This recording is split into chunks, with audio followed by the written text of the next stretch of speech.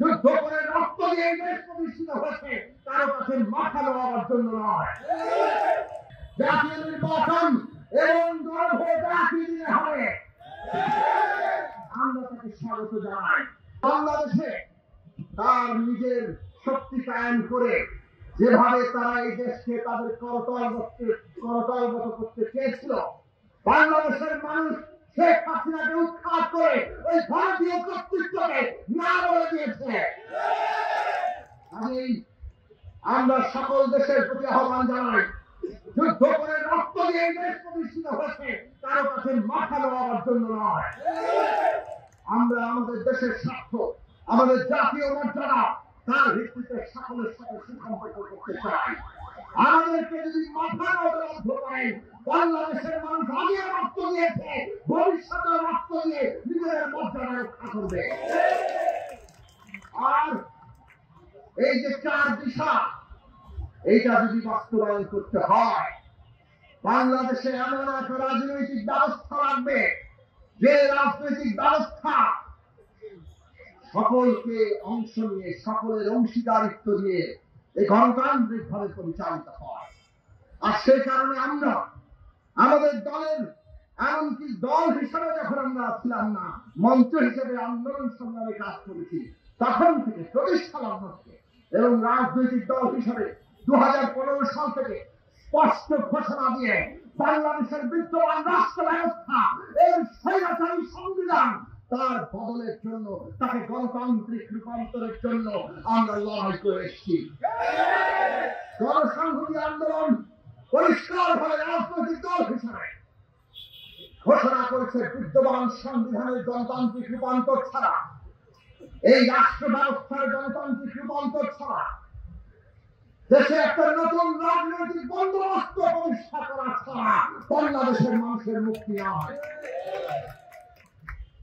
আমরা বলেছিলাম, সংবিধানের এই মৌলিক সংস্কারগুলো করতে হবে, দেশের আর্থসামাজিক সাংস্কৃতিক ব্যবস্থা, তার এই মৌলিক সংস্কারগুলো করতে হবে। 7-14 দফা নিয়ে আমরা আন্দোলন করেছি। সেই আন্দোলনের ভিত্তিতে দেশের যুগপৎ আন্দোলনের ডাক দিয়েছি, আমরা উদ্যোগ নিয়েছি। রাষ্ট্র ব্যবস্থার মৌলিক সংস্কার, মেরামত, রূপান্তর, নতুন বন্দোবস্ত, এই সবটাকে লক্ষ্য করে ফাঁসিবাদ বিরোধী আন্দোলন করতে হবে। বিএনপি সহ দেশের 39টি দল 31 দফাকে সামনে রেখে, সেই সংস্কার, সেই পরিবর্তনের লক্ষ্যকে সামনে রেখে ফাঁসিবাদ বিরোধী লড়াই করেছিল। আজকের বাংলাদেশে এই লক্ষ্য, এই রাজনৈতিক লক্ষ্য কেউ যদি সরে যায়, বাংলাদেশের মানুষ তাকে আর গ্রহণ করবে না।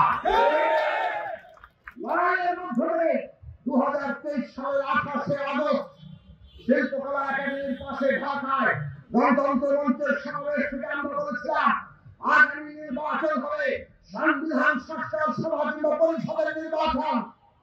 কেননা এই সংবিধানের মৌলিক সংস্কার করতে হলে আমাদেরকে জনগণের অনুমতি নিয়ে, জনগণ কর্তৃক ক্ষমতা প্রাপ্ত হয়ে আগামী সংসদে সেটা করতে হবে। কেবল সংশোধনী দিয়ে সেটা হবে না, টেকসই হবে না। সংশোধনী আদালত বাতিল করে দেয়।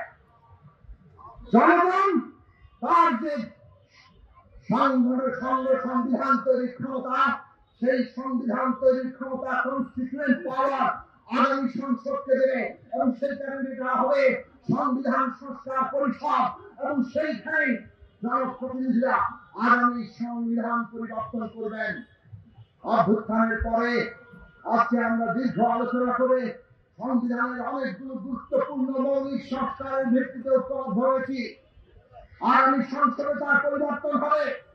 সরকার ইতিমধ্যে আদেশ জারি করেছে, জাতীয় নির্বাচন এবং গণভোট একই দিনে হবে।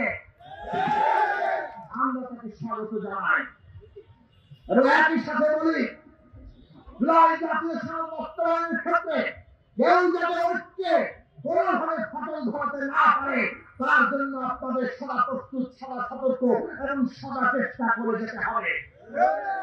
মনে রাখবেন, ঐক্য ন্যূনতম জাতীয় ঐক্যমত্য, এটা হচ্ছে এই গণতান্ত্রিক উত্তরণের ভিত্তি।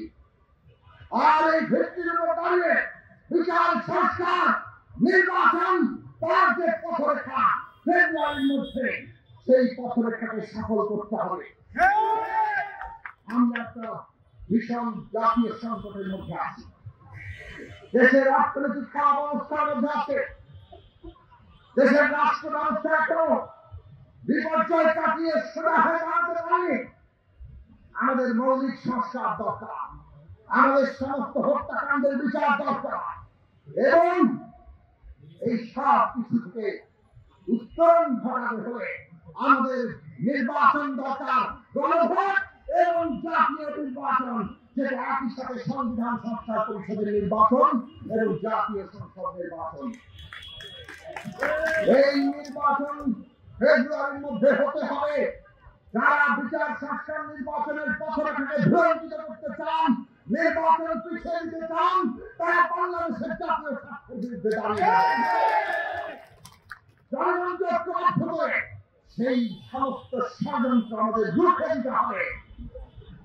আজকে সেই শপথ আপনারা গ্রহণ করুন এবং সেই শপথ যদি আমরা ঠিক মতো নিতে পারি, যত ষড়যন্ত্রই হোক, শেখ হাসিনা ওই ভারতে বসে যে ষড়যন্ত্রই করুক না কেন, যত আতঙ্ক সৃষ্টি করার চেষ্টা করুক না কেন, আমাদের জনগণের ঐক্যবদ্ধ শক্তি, জুলাইয়ের শহীদদের রক্তের ঋণ আমরা যারা বহন করি, তাই সমস্ত ষড়যন্ত্র মোকাবেলা করে আগামী দিনে বাংলাদেশের গণতান্ত্রিক ব্যবস্থা প্রতিষ্ঠা করব, নির্বাচন সফল করব, সেই অঙ্গীকার আমরা ঘোষণা করছি।